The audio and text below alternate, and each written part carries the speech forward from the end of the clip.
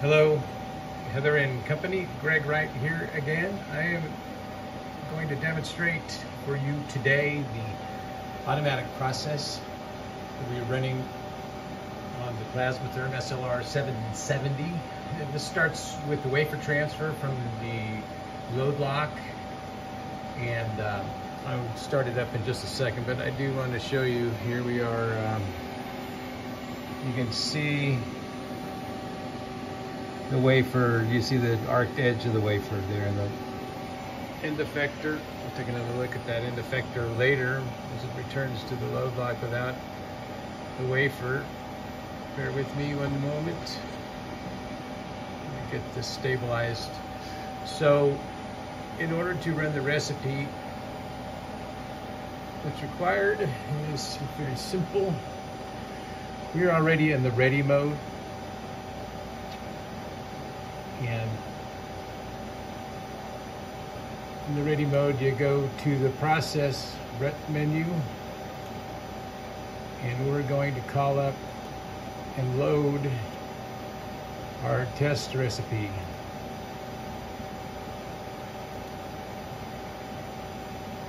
And we are now ready, parameters applied, we're ready to go. We're going to run this process. To monitor the process, I'll be using a couple different windows. Start with the overview. You notice that the turbo pump is off in the load lock, and that is cycled off every time before the slot valve is opened. They shut down the turbo on the load lock. Once that valve goes back up, the turbo will re-engage. We can watch that here.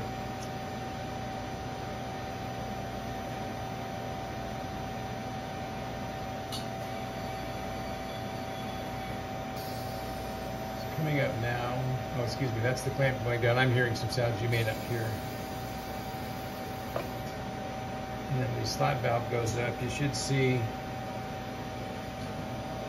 okay, you won't see what I was wanting to show you, because due to the process and where we are, it's moving now to the chamber view, the chamber window, and showing that the we're holding base pressure. These various process steps are all about 20 seconds. Right now you can see the flowing of gas. The throttle valve is controlling pressure at 10 millitorr. And once that's stabilized,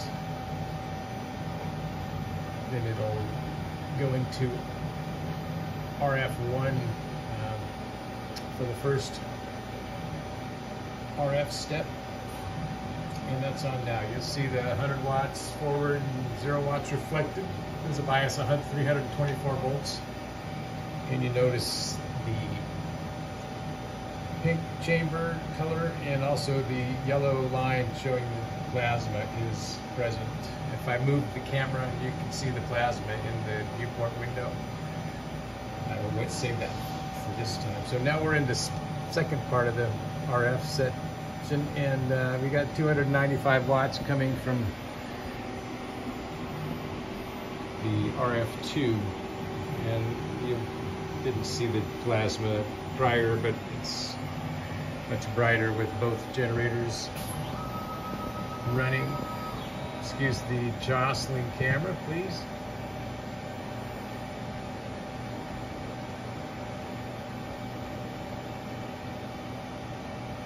And it pumps down again at the end of the etch process. Looks to hold the pressure.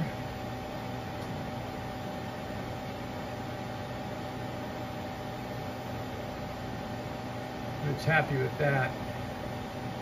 It's going to go back into the process chamber and retrieve the wafer.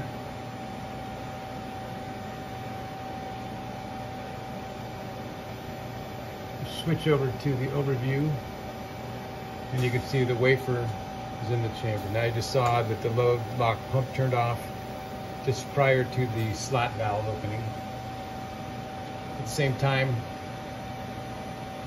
the clamp is lifted and the wafer lift pins push the wafer up, ready to receive the robot.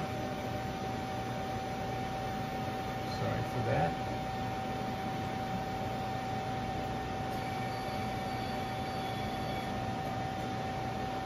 And it's removing the wafer from the chamber.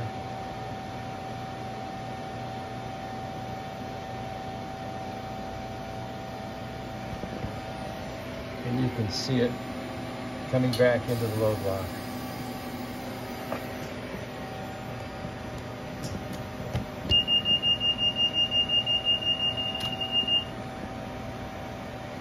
Thank you for watching.